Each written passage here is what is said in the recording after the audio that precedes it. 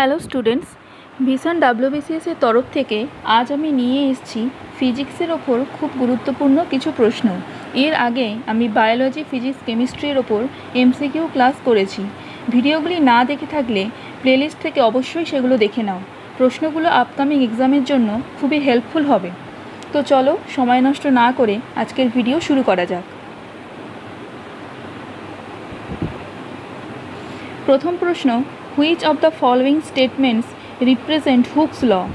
নিম্নলিখিত কোন স্টেটমেন্ট হুকসের লকে বিবৃত করছে? Option A, stress is directly proportional to strain. Option B, stress is inversely proportional to strain. Option C, stress is equal to strain. Option D, none of this. তো এর সঠিক উত্তরটি হয়ে যাবে option A, stress is directly proportional to strain. তো এখানে যেটা জানতে হবে সেটা হচ্ছে ইলাস্টিসিটি। হুকসের লটা কি? হুকসের ল হচ্ছে ইলাস্টিসিটির সাথে রিলেটেড, অর্থাৎ স্থিতিস্থাপকতা। স্থিতিস্থাপকতা কি? বাহ্যিক বল তুলে নেওয়ার পর পদার্থ যে ধর্মের জন্য প্রাথমিক অবস্থা ফিরে পায় সেটাই হলো স্থিতিস্থাপকতা। অর্থাৎ একটা রাবারের ব্যান্ড, সেটাকে টেনে ছেড়ে দিলে সে আবার তার আগের অবস্থায় ফিরে যায়। এটাই হচ্ছে স্থিতিস্থাপকতা ধর্মের জন্য বা ইলাস্টিসিটি ধর্মের জন্য হয়। তো এখানে হুকসের ল বলছে যে স্ট্রেস আর স্ট্রেন, অর্থাৎ এখানে যেটা বলছে যে according to this law within the elastic limit stress is directly proportional to strain, therefore stress by strain equal to constant is known as modulus of elasticity. Stress by strain অর্থাৎ পীড়ন by বিকৃতি equal to ধ্রুবক। এই ধ্রুবকটাকেই বলা হচ্ছে স্থিতিস্থাপক ধ্রুবক বলা হয়।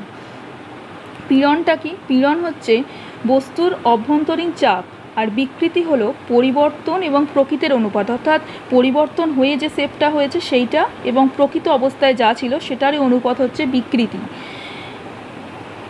তো এটাই হচ্ছে হুকস ল, এবং সেই অনুযায়ী এখানে option A, stress is directly proportional to strain, এটা হবে সঠিক উত্তর।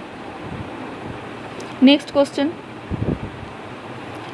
What do you call the strain produced in a body when the deforming force produces a change in its shape without changing its volume?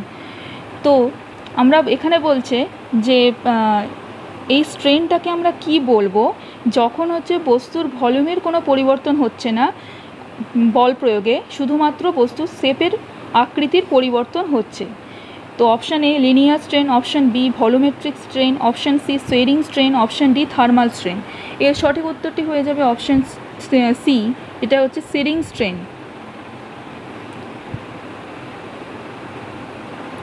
When the deforming force produces a change in the shape of the body without changing the volume, the strain produced is called the shearing strain. তো strain অর্থাৎ এই strain elastic যে modulus সেটাকে তিন ভাগে ভাগ করা যায়। একটা হচ্ছে ইয়াংস মডিউলাস, একটা হচ্ছে বাল্ক মডিউলাস, আর একটা হচ্ছে রিজিডিটি মডিউলাস। এখানে ইয়াংস মডিউলাস এটা হচ্ছে লেন্থ চেঞ্জ, অর্থাৎ কোনো বস্তুর যদি লেন্থের চেঞ্জ হয়, দৈর্ঘ্যের চেঞ্জ হয়, তখন সেটা হচ্ছে ইয়াংস মডিউলাস বলা হয়। বাল্ক মডিউলাস কি? যখন কোনো বস্তুর ভলিউমের চেঞ্জ হচ্ছে সেটা রিপ্রেজেন্ট করা হয় বাল্ক মডিউলাস দিয়ে। আর রিজিডিটি মডিউলাস বা শেরিং মডিউলাস সেটা হচ্ছে যখন কোনো বস্তুর আকৃতির চেঞ্জ হয়, অন্যগুলো কোনো চেঞ্জ হবে না। তো সেটাই হচ্ছে রিজিডিটি মডিউলাস বা শেরিং স্ট্রেন। তো এখানে সেই কোশ্চেনটাই দিয়েছে যে বস্তুর আকৃতির কোনো পরিবর্তন হবে কিন্তু ভলিউমের কোনো চেঞ্জ হবে না, সেটাকে কি বলে? তো সঠিক উত্তর হয়ে যাবে option C. Next question, what is the device use to measure the flow speed of incompressible called as? অর্থাৎ কোনো একটা ইনকম্প্রেসেবল লিকুইড আছে, তো সেটার কোন ডিভাইসের মাধ্যমে সেটার ফ্লোয়িং স্পিড মেজার করা যাবে? Option A, torimeter. Option B, Bernoulli's meter. Option C, hydrometer. Option D, venturi meter. তো এর সঠিক উত্তরটি হয়ে যাবে option D, venturi meter. The venturimeter is a device to measure the flow speed of a incompressible fluid. একটা ইনকম্প্রেসেবল ফ্লুইডের flow speed, প্রবাহর যে বেগ সেটাকে আমরা ডিটারমাইন করতে পারি এই ভেঞ্চুরিমিটারের মাধ্যমে। It consists of a tube with a broad diameter and small constriction at the middle. তো এটা মেন যে কথা সেটা হচ্ছে ভেঞ্চুরিমিটারের মাধ্যমে আমরা এটা মেজার করতে পারি। Next question, on which of these factors the buoyancy depends? নিম্নলিখিত কোন ফ্যাক্টরগুলোর ওপরে কোনো বস্তুর প্লবতা ডিপেন্ড করে? তো option A density of fluid, option B volume of the body, option C both A and B, option D none of this. তো এর সঠিক উত্তর হয়ে যাবে বোথ এ বি, অর্থাৎ কোনো বস্তুর যে প্লবতা বা ভাসনের মানে যে জলে ভাসবে কি না সেটা ডিপেন্ড করে জলের ডেন্সিটির ওপরে এবং ভলিউম অফ দ্য বডি, যে বস্তুটা আছে তার আয়তনের ওপর নির্ভর করে। The buoyancy depends upon the following two factors: the volume of the body submerged in the fluid, the density of fluid in which the body is immersed. তো এখানে বলছে যে when a body is immersed partly or completely in the fluid, a force act on the body by the fluid in the upward direction. যখন কোনো বস্তু জলের মধ্যে ভাসছে তখন জল থেকে হচ্ছে একটা আপওয়ার্ড ডিরেকশানে ওই বস্তুর ওপর ফোর্স কাজ করে, যার জন্য সেই বস্তুটা ভেসে থাকতে পারে। The force is called the upthrust or buoyant force, এবং এইটাকেই বলা হচ্ছে বিওয়েন্ট ফোর্স বা আপথ্রাস্ট ফোর্স। তো it is equal to the weight of the fluid displaced by the body and acts at the center of gravity of displaced liquid. তাহলে এটা কার ওপর depend করে? ওই যে বস্তুটা যেটা জলের ওপর ভাসছে সেই বস্তুটা কতটা পরিমাণ তার জল অপসারণ করেছে সেই জলের ওয়েটটা ইকুয়াল টু দ্য ওয়েট, সেই জলের ওয়েটটার ওপর ডিপেন্ড করে যে কতটা ওয়েটের জলকে সে সরাতে পেরেছে, সেই অনুযায়ী কিন্তু সে ভাসবে বা সেই অনুযায়ী কিন্তু জল তার ওপর ফোর্সটা তাকে দেবে এবং সেটার ওপর নির্ভর করে কিন্তু বস্তুটা ভেসে থাকে এবং পাশাপাশি জলের ডেন্সিটির ওপরেও কিন্তু নির্ভর করে বস্তুটা ভাসবে কি ভাসবে না। Next question, which of the following is not an application of principle of flotation? কোনটা হচ্ছে প্রিন্সিপাল অফ ফ্লোটেশনের অ্যাপ্লিকেশনকে মানছে না? তো এখানে শিপস আছে, অপশান বি বেলুনস আছে, অপশান সি সাবমেরিন আছে, option D none of this. তো এখানে শিপসও মানে, বেলুনসও মানে এবং সাবমেরিনও মানে, তো এই জন্যই তো এরা জলের ওপর ভেসে থাকতে পারে। অপশান ডি হচ্ছে নান অফ দিস, অর্থাৎ এখানে কোনোটাই হবে না উত্তর। The principle of flotation states that the floating object displaces its own weight of the fluid in which it floats. তো ওখানে যেটা লেখা ছিল সেটা এখানে বলা হয়েছে যে যে জলটা সরাবে সেই জলের ওয়েটটাই ডিপেন্ড করবে যে বস্তুটা ভাসবে কি ডুববে। তো some of the application of principle of flotation কি? শিপস, বেলুন, সাবমেরিন, এগুলো হচ্ছে application. Next question, what is the property of a liquid due to which its free surface tries to have minimum surface area? লিকুইডের কোন প্রপার্টির জন্য ওর চেষ্টা করে ওর সারফেসটাকে minimum করতে, অর্থাৎ সারফেস এরিয়া বা ক্ষেত্রফলটাকে ওটাকে সব থেকে মিনিমাম করার চেষ্টা করে? Option A viscosity, option B buoyancy, option C surface tension, option D rigidity. তো এর সঠিক উত্তর হয়ে যাবে option C surface tension. Surface tension কি? তরলের মুক্ত পৃষ্ঠে এই ধর্মটি কাজ করে, তরলকে ক্ষুদ্র ক্ষেত্রে নিতে বাধ্য করে, অর্থাৎ তরলের যে বাইরের পৃষ্ঠে এটা কাজ করে তরলের বাইরের ক্ষেত্রটাকে ও সবসময় মিনিমাম করার চেষ্টা করে, সব থেকে ক্ষুদ্র করার চেষ্টা করে। এই জন্য যে ওয়াটার ড্রপ সেটা হচ্ছে একদম স্পেরিক্যাল বা গোলকাকার হয়। The property, এটা হচ্ছে the property of liquid due to which its free surface tries to have minimum surface area and behaves as if it were under tension, somewhat like a stretched elastic membrane, is called the surface tension. তাহলে এই যে একটা free সারফেসটাকে ও সবসময় একদম সংকুচিত করে রাখার চেষ্টা করে, লিকুইডের এই ধর্মটাকেই বলা হচ্ছে সারফেস টেনশন বা পৃষ্ঠ টান। এমনই যেন ওখান থেকে একটা টান ফিল করছে, যার জন্য ও নিজেকে গুটিয়ে রাখার চেষ্টা করছে। সারফেস টেনশন কি? সারফেস টেনশন হচ্ছে ফোর্স পার লেন্থ। সারফেস টেনশন মানে হচ্ছে ফোর্স পার লেন্থ, আর এর ইউনিটটা হচ্ছে ডাইন পার সেন্টিমিটার। কেন? কারণ ফোর্সের ইউনিট হচ্ছে ডাইন আর লেন্থের ইউনিট সেন্টিমিটার, তো এটা হয়ে যাবে ইউনিট হবে ডাইন পার সেন্টিমিটার। আর এর ডাইমেনশন কি হবে? মাত্রা, সেটা হবে m(t⁻²)। এটাই হচ্ছে সারফেস টেনশনের ডাইমেনশন বা মাত্রা। Next question, why a small liquid drop is in spherical shape? একটা স্মল লিকুইড ড্রপ, একটা জলের বিন্দু, সে কেন স্পেরিক্যাল বা গোলকাকার শেপের হয়? Option A due to surface tension, option B due to low viscosity, option C due to hydrogen bonding, option D due to the low density. তো এর আগের কোশ্চেন অনুযায়ী এটাই হবে due to surface tension. Surface টেনশনের জন্য একটা জলের ড্রপ স্পেরিক্যাল হয়। For a given volume the sphere has minimum surface area. একটা নির্দিষ্ট ভলিউমের মধ্যে দেখা যায় যে একটা স্পেয়ারেরই হচ্ছে সবথেকে সারফেস এরিয়া, গোলকের সারফেস এরিয়াটা সবথেকে কম হয়। তো অন্য কোনো শেপ কেন নয়, কেন হঠাৎ করে গোলকাকার শেপটাই নিচ্ছে, কেন আয়তাকার বর্গকার শেপ নয়? তার কারণ হচ্ছে গোলকের যে শেপটা, একটা নির্দিষ্ট ভলিউমের মধ্যে গোলকের শেপটাই সবথেকে হচ্ছে মানে মিনিমাম সারফেস এরিয়া হয়, সারফেস এরিয়াটা মিনিমাম হয়। A small liquid drop has spherical shape as due to surface tension, the liquid surface tries to have minimum surface area. তো এটাও সারফেস এরিয়াটাকে মিনিমাম করতে চায়, তো সেই জন্য ও স্পেরিক্যাল শেপটাকেই নেয়, কারণ স্পেয়ারের হচ্ছে সারফেস এরিয়াটা সব থেকে কম। Next question, which of this instrument is used for testing the purity of milk? নিম্নলিখিত কোন ইনস্ট্রুমেন্ট দুধের পিউরিটি ডিটারমাইনিং করতে ব্যবহৃত হয়? Option A hydrometer, option B lactometer, option C galvanometer, option D ammeter. এর উত্তর হয়ে যাবে ল্যাক্টোমিটার। ল্যাক্টোমিটার যে ইনস্ট্রুমেন্ট, সেটার মাধ্যমে দুধের পিউরিটি ডিটারমাইন করা যায়। Lactometer is used for measuring the relative density of milk and hence testing of purity of milk. It's specially designed hydrometer. ঠিক আছে, এটা একটা specially designed hydrometer. Next question, what happens to the viscosity of a liquid with increase in temperature? তো যে temperature বাড়ার সাথে সাথে viscosity of লিকুইডের key change হয়? তো ভিসকোসিটিটা কি? ভিসকোসিটি হচ্ছে সান্দ্রতা। সান্দ্রতা কি? এটা হচ্ছে একটা লিকুইড বা যে কোনো পরিবাহীর একটা ধর্ম। বা ভিসকোসিটিটা কি? এটাকে বলা যেতে পারে লিকুইডের একটা ফ্রিকশান। যেমন কঠিনের ফ্রিকশান থাকে, কোথাও হাঁটতে গেলে যখন মানে মানুষ যখন কোথাও দিয়ে হেঁটে যায়, তখন ভূমি হচ্ছে তার উপর একটা ঊর্ধ্বমুখী বল প্রয়োগ করে, যার জন্য সে হেঁটে যেতে পারে, সেই যে ঘর্ষণ বল। আর এখানে সান্দ্রতা হচ্ছে কি? সেটা হচ্ছে লিকুইড ফ্রিকশান। অর্থাৎ জলের যে কতগুলো লেয়ারে যদি আমি ভাগ করি, তাহলে একটা লেয়ার অপর লেয়ারের আপেক্ষিক গতির বিরুদ্ধে বাধা সৃষ্টি করে, সেইটাকেই বলা হচ্ছে সান্দ্রতা।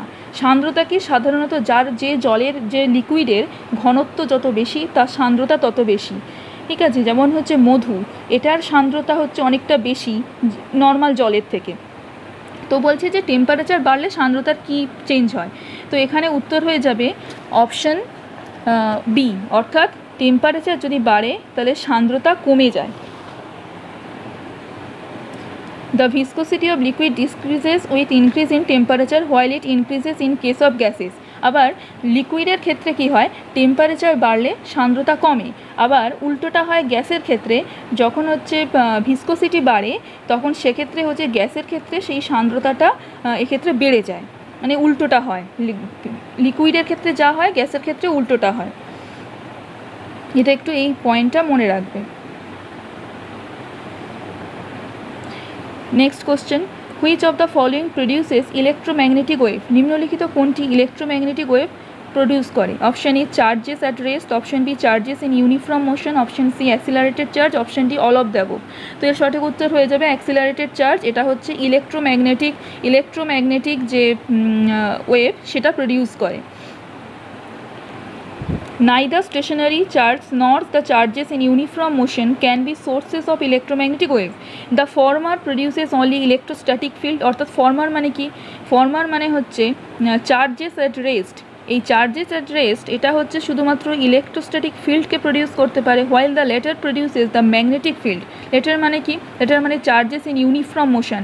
সে কি করতে পারে? সে হচ্ছে শুধুমাত্র ম্যাগনেটিক ফিল্ড প্রডিউস করতে পারে।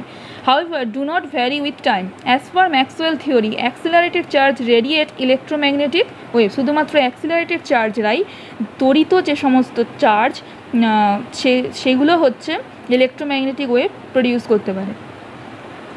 Next question, which of the following apes will be produced on bombarding a metal target by high energy electron? তো এর মধ্যে থেকে কোনটি নির্গত হয় যদি একটা মেটাল টার্গেটকে একটা হাই এনার্জি ইলেকট্রন দিয়ে আঘাত করা হয়? একটা মেটাল টার্গেটকে হাই এনার্জি ইলেকট্রন দিয়ে টার্গেট করলে, তাকে ধাক্কা দিলে বা বোমবার্ড করলে এর মধ্যে কোনটি বেরোয়? Option A gamma ray, option B X ray, option C infrared, option D microwave. তো এর সঠিক উত্তরটি হয়ে যাবে এক্স রে। 11 উত্তর হয়ে যাবে B. One common way to generate X-ray is to bombard a metal target by high energy electron. X-ray covers wavelength from about 10 to the power minus 8 meter down to 10 to the power minus 13 meter. তো এখানে বলছে X ray হচ্ছে 10 to the power minus 8 metre থেকে এর wave লেন্থটা হয় 10⁻⁻13 metre, এটাও খুব important. আর একটা হচ্ছে যে এক্স রে কীভাবে আসে, এটা ইলেকট্রন, হাই এনার্জি ইলেকট্রন দিয়ে যদি একটা মেটাল সারফেসকে বোমবার্ড করা হয় তাহলে সেক্ষেত্রে ওখান থেকে এক্স রে বেরিয়ে আসে। এক্স রে একটা ইলেকট্রোম্যাগনেটিক রে। তো এক্স রে কে আবিষ্কার করেছিল? X ray was discovered by Roentgen, বিজ্ঞানী রন্টজেন এক্স রে আবিষ্কার করেছিলেন। Next question, what is supersonic speed? নিম্নলিখিতর মধ্যে কোনটি supersonic speed? Option A, when the speed of any object exceeds the speed of sound. Option B, when the speed of any object exceeds the speed of light. Option C, when the speed of any object exceeds 10,000 metre per second. Option D, none of the above. তো এর সঠিক উত্তরটি হয়ে যাবে option A, অর্থাৎ যখন কোনো বস্তুর স্পিড সেটা হচ্ছে আলোর বেগে, শব্দের বেগের থেকেও বেশি হয় তখন সেটাকে বলা হয় supersonic speed. When a speed of object exceeds the speed of sound, it is said to have traveled the supersonic speed. Bullet, jet aircraft often travel in supersonic speed. তাহলে যে জেট এয়ারগুলো চলে, জেট বিমান, তারা হচ্ছে ওই supersonic বেগে চলে। এদের যে বেগ সেটা শব্দের বেগের থেকেও বেশি। Next question, what is the speed of sound in air at 0 degree centigrade? 0 degree centigrade টেম্পারেচারে বাতাসের শব্দের বেগ কত? Option A 3 × 10⁸ metre per second. Option B 344 metre per second. Option C 441 metre per second. Option D 331 metre per second. তো এর সঠিক উত্তরটি হয়ে যাবে 331 মিটার পার সেকেন্ড। এখানে 3 × 10⁸ মিটার পার সেকেন্ড এইটা হচ্ছে লাইটের বেগ, এটা হচ্ছে লাইটের বেগ হচ্ছে 3 × 10⁸ মিটার পার সেকেন্ড, শূন্য মাধ্যমে আলোর বেগ। The speed of sound in air is 331 meter per second at 0 degree and 344 meter per second at 22 degree। মানে মোটামুটি রুম টেম্পারেচারে শব্দের বেগ 344 মিটার পার সেকেন্ড আর 0 ডিগ্রিতে 331। Next question, which of the following is another unit of frequency? ফ্রিকোয়েন্সির unit কোনটা? তো এখানে যে কটা আছে তার মধ্যে অপশন বি হয়ে যাবে সঠিক উত্তর।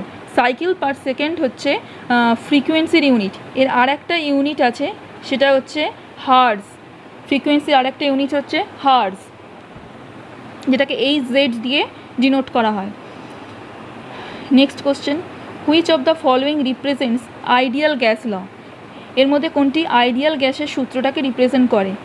Option A, PVT = constant. Option B, PT/V = constant. Option C, PV/T = constant. Option D, VT/P = constant.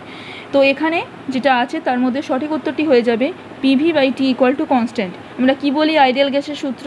ছোটোবেলায় 9-10-এ পড়া হয়েছিল, PV = RT। P হচ্ছে প্রেশার, V হচ্ছে ভলিউম, আর T হচ্ছে টেম্পারেচার, R হচ্ছে সার্বজনীন গ্যাস ধ্রুবক।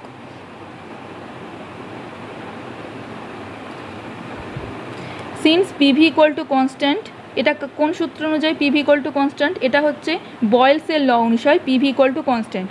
আর V/T = কনস্ট্যান্ট এটা কোন সূত্র অনুসারে? এটা চার্লসের সূত্র অনুসারে। চার্লসের সূত্র অনুসারে P প্রেশার আর মাস যদি কনস্ট্যান্ট থাকে তাহলে V/T = কনস্ট্যান্ট। তো তাহলে এই দুটোকে যুক্ত করলে আসবে PV/T = কনস্ট্যান্ট। তো এটাই হচ্ছে relationship known as ideal gas ল।